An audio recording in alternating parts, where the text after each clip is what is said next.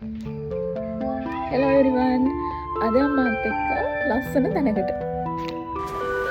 අද මම ආවේ පීරකැටිය හෙලිබොජුන් එකට. මම කලින් ගොඩක් කතාවක් මෙතෙන්ට ඇවිල්ලා තියෙනවා. මට ගෙදර ළඟ නිසා. හැබැයි මට වීඩියෝ එකක් කරන්න පුළුවන් වුණේ අද. මෙතන වටපිටාව මානම ලස්සනයි. මානම නිදහස්.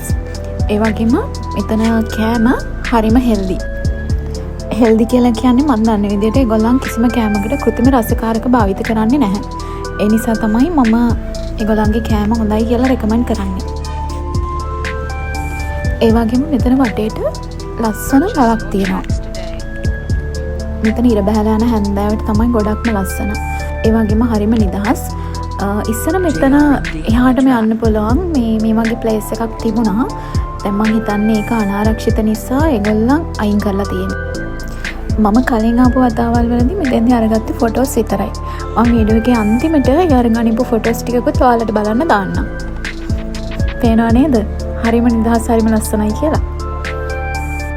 ඉතින් ඔයාලත් වීරකැටිය කිට්ටෝ ඉන්න කෙනෙක් නම් අනිවාර්යයෙන්ම මේ ප්ලේස් එකට එක දවසක් හරි යන්න. මොකද අපි හැමෝම කැමති ඒකාකාරී ජීවිතයෙන් මිදිලා තප්පරයක් හරි නිදහසේ ගත කරන්න. ගොඩක් දවසට හැන්දෑවට ආවම අපිට මේ ඒරියා එකේ බලා ගන්න පුළුවන් කට්ටිය ඔරු පදිනවා. මල් එහෙම තියෙන කාලෙට ගොඩක් අය මල් කඩන්න එහෙම යනවා. මෙතෙන්ට ආවම බලා ගන්න පුළුවන්. මම අද ඕඩර් කරේ මෙන්න මේක. ඒක මාරම රසයි. තවත් වීඩියෝ එකකින් හම්බ වෙනකන් ගිහින් එන්න ළමයි. බයි.